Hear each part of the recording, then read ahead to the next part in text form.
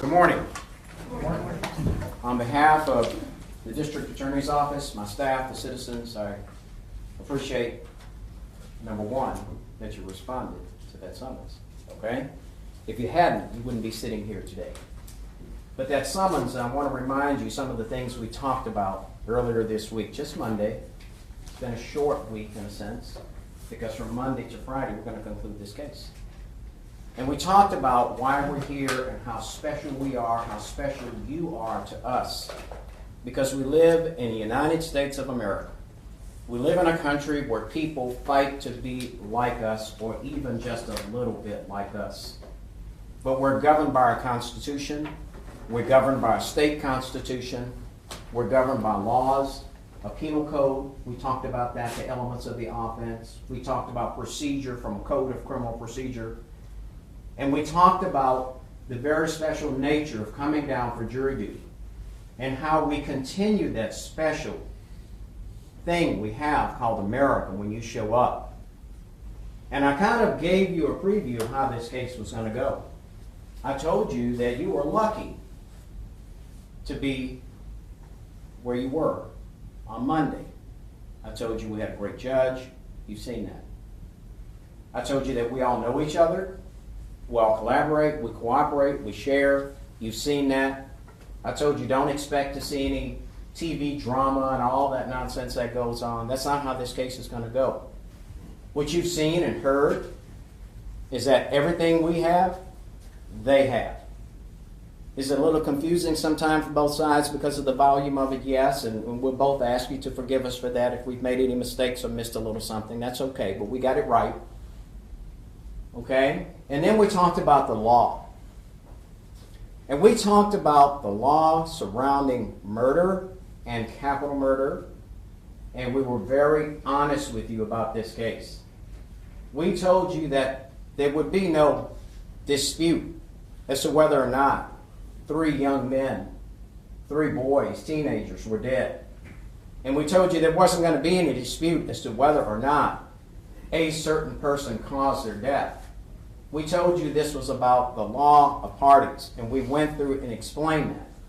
And the judge has given that to you in the instructions. And if you give me a moment, I'll go over that.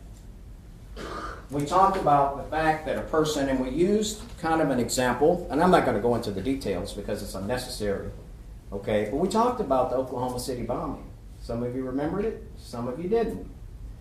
And we talked about in that case that Timothy McVeigh and Terry Nichols were held criminally responsible. Okay? When? What? No physical evidence. We have fingerprints here. We have photographs. The truck was blown up. No DNA. Don't have that here. We got security cameras. And we told you that even though Timothy McVeigh was held criminally responsible, also the example of Terry Nichols, who wasn't even there, was held criminally responsible. And you can see that in this case, we certainly have much, much more evidence than that.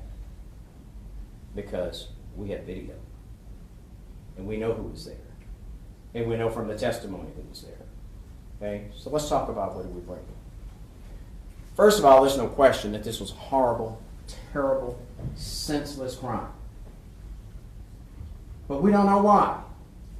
And we asked you on Monday, if we didn't know a motive, if we didn't have a motive, if we didn't present a motive, could you still return a verdict of guilty if we followed the law and proved the elements of the offense charged? And you said yes, and that's why each of you is sitting here today, because you said you would follow that law. But preceding that, the judge gave you an oath that said you will true answers to all questions propounded to you by the court or under its direction. And that's under this framework we asked that. We counted on you Monday, and we're counting on you today to follow that oath. And then we told you another thing. You're going to get another oath when you come in here, that you will a true verdict render according to the law and the evidence, so help you God. And you said that you would. And we counted on you Monday or Tuesday, and we're still counting on you today. And we also told you, and the judge has now again told you in her instructions, that you're the exclusive judges of the facts of the case the credibility of the witnesses and the weight to be given the testimony. And that is true, and you said you'd follow that, and we're expecting you to do it naturally. Okay? So what did we bring? I'm not going to drag these pictures up. There's been enough pain and trauma in this courtroom about what happened at that Texaco taco shop, game shop, smoke shop, or whatever. But I will go over it a little bit. Okay? So what do we know? Well, I think it's true. I think it's reasonable that somebody in this courtroom got a text to get some Tylenol. Let's talk about that. What we know is, just a few weeks before that, the love of his life was pregnant with twins. I know some of us have children. Some of us have experienced birth, and some of us have experienced tragedy because of that. And this was a story of tragedy because one of the twins didn't make it. Can you imagine, as a parent, the anticipation you have when you go through a sonogram, etc., and you learn you're having twins, and the joy and all the things that you anticipate and dream about your children and twins and what they're going to be like and how they're going to be, and then to suffer from the knowledge that you have lost one of them, especially for the mother. It has to be devastating to her, and maybe it's equally devastating to the father. But this whole story starts with, I need some Tylenol. Because what? This miscarriage had happened just a few days, a few weeks before. And so, with all this loving concern that one ought to have about the health and the safety of the mother who just had a miscarriage, goes into that place to buy what? Some Tylenol. Well, something else starts happening. What do we see? Security camera out there starts showing what's going on in the car to the extent that we can see it. What else do we see? All that big black mark down the side of that car. Okay? And we see Abel doing what? Up, down, window up, down, moving around. We see a cap. Okay, we see all that. We see him go inside, get the Tylenol. We see those other boys walking around in there. He's on a mission, sees them walking. Okay? What happens? He goes out, they get in the car, he's pointing. Who happens to be standing right where they're pointing? Those boys. And poor Xavier, he's just sitting there waiting on his tacos. And you know, sometimes you come down here, you realize how fragile life is. Xavier would have been there anyway. Those other two, the reason they lost their lives is they made a simple request. Yes, we want pizza, but we also would like some tacos. And if they had just been satisfied with pizza, you might not be sitting here today. That's how slippery life is in Dallas County. And so what else happens? We get the Tylenol. And we need to take it home to our loving wife who just had a miscarriage. And we put that car in reverse. You saw the lights, and we slip out. And with all those exits on that corner, we ain't going home. We've been pointing in the car. Okay? We've been pointing. What do? Bump the mirror. So what? That little bump was so inconsequential. Do you realize the police didn't even take a picture of it? Nobody cared. But all of a sudden, we're worried about this, and might call the police, or who might get out the car. What's a reasonable thing to do? Get out the car yourself. If you're so concerned about it, call 911. They probably ain't coming out for that, but so what? Call them. Okay? But what's also going on? It's equal to the smoke shop. Okay? And don't forget, our loving wife who just had a miscarriage is at home waiting on that Tylenol. And what do? Slowly drive around. Very slowly. And we don't park in a parking spot. We pull up parallel. What's the significance of that? A quick, easy get in getaway. And we never put the car in park. We'll keep the foot on the brake. And the person who's sitting in the car with us now has that cap that was on the dash, now has a mask, no shirt on, slips around the back, and you can see the angle of the car to the building. It slips under where it couldn't be seen. We know you could see from the inside the cap. Opens the door and starts firing with a 40mm gun with a large capacity magazine in it, probably 20 or so shots. Okay? What do you see? You see that gun going off and you see the smoke coming off of it. You see him back out and go in. You see him go all the way in. And that smoke is important because Armando told you when he went in to check on Paco, his nephew, what did he smell? Gun smoke. What did you see coming off the gun? Gun smoke. And what does he do? He goes into the store, and if he hadn't done enough damage as it was, puts the gun right up to Xavier and pumps some more in him. And what's the gun doing? Firing and smoking. You can see it. And what does that tell you? Who's got gun smoke on? Standing in it. Firing it. Who's got a hot gun in their hand? His son. Who does what? Runs out, jumps in the car, and guess who's clueless? If you want to believe that. You saw the gun smoke. You saw him go run right into it, run right out of it, and go get in that car. And before he closed that door, the pedal was to the metal. And the sad thing about it, I don't know if you thought about it, I want you to think about this. Okay? When we talk about criminal responsibility, when we talk about proving somebody is guilty as a party to an offense, first of all, we told you that we didn't have to prove that this happened, that this was a plot and a plan that happened way before, that intentional and knowing acting can happen at the time. And certainly you see that. Okay? But what else is so damning in this case? While those boys were on that floor, that any member of the public has been stepping across for who knows how long, with dirty feet and shoes and whatever else, as they lay there, they told you they laid one on, pulled one over. Of course, you saw Xavier, how he was writhing in pain. Of course, 8 of those bullets went into his bones and his flesh, and 2 killed him. No question about that. And the other 2 had fatal wounds. As those boys' lives were slipping away, slipping away, and his son, with a hot gun in his hand, and had created all that smoke, had stepped in and out of it and got in the back of that car, a reasonable person would have called 911. What does he do? Pedal to the metal and get out of there. You don't see him stopping for any cars. You don't see him checking left and right. It's out.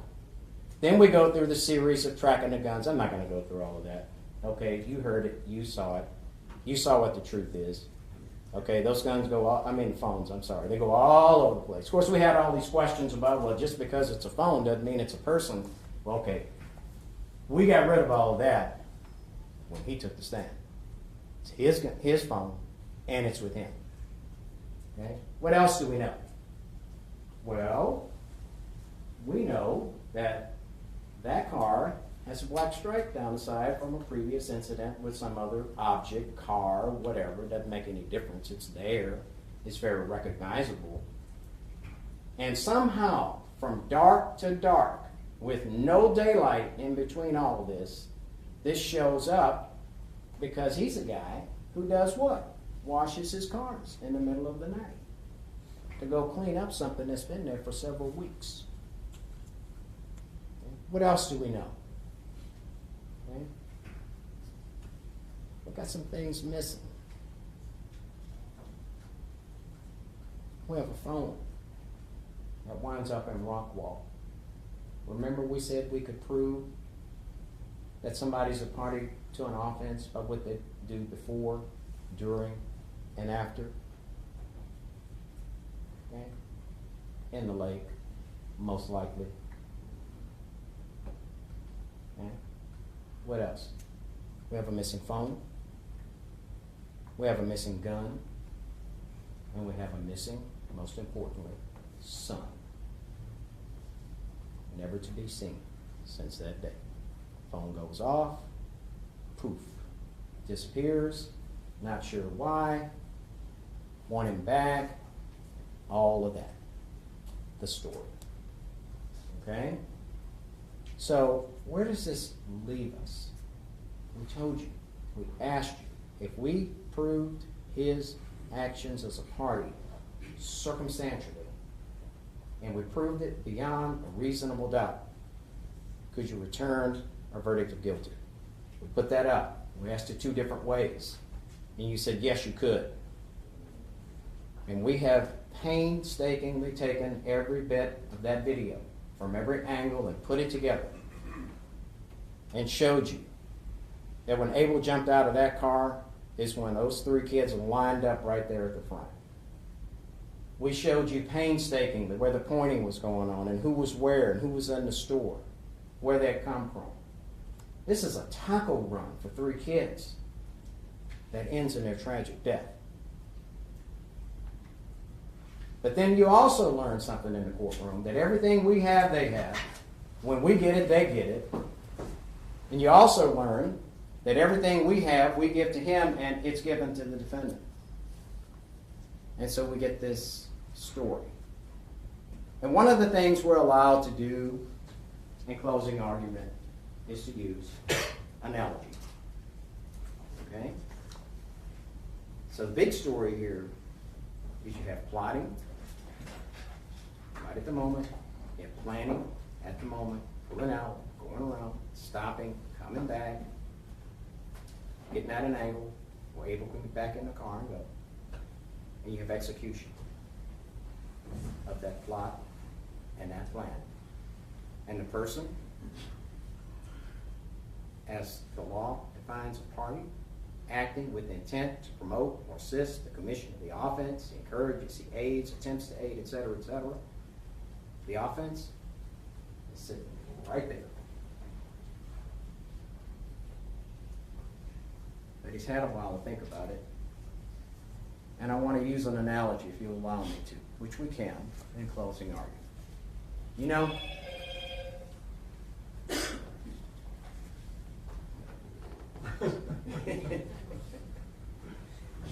we all know each other around here. I want to give you an analogy. You know, some of you have children. I don't know how old they are, but you all go through age. You know, some of them go through the terrible twos, and it's like, what am I going to do with this kid, right? Some of them don't.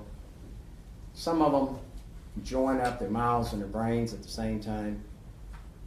In this case, and what you've heard from the witness stand, reminds me of a little boy who one day says to his dad, he said, "Dad, what does the word maneuver mean?" Think about that, son.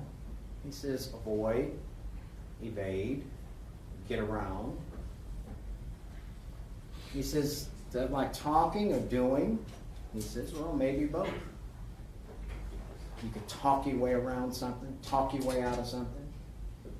You could physically do something. Put your phone in the lake, lose a gun, lose your son. The little boy says, oh, okay. So he comes back a few minutes later. He says, Dad, I got another question. He says, what's that, son? He says, I'd like to know if you can tell me, Dad, the difference between a maneuver and manure. And Dad says, you know, you got a point there. There might not be much of a difference. When you deliberate in this case, I'm going to ask you to be careful about the manure. I'm going to ask you not to step in it. If you do, don't slip in it. Because if you do, you get it all over you. Thank you, Judge. Because in this case, there's been a lot of manure coming up there from off that witness stand. And I want to juxtapose something. I want to juxtapose the seriousness with which you took your oath And I expect all of you men at those oaths that you took that make us very special. But not everybody who walks into a courtroom here or anywhere else when they take the oath intends to tell the truth. And the story doesn't make sense, and it all falls apart, and it's nothing but a bunch of manure. And I'm asking you, based on the credible evidence in this case, okay, to find Richard Acosta guilty of the offense of capital murder, because we've proved it beyond a reasonable doubt. He knows it. All of his actions that day and everything he's done since then leaves nothing but one conclusion, and that is he's guilty as charged. Thank you. Thank you, Mr.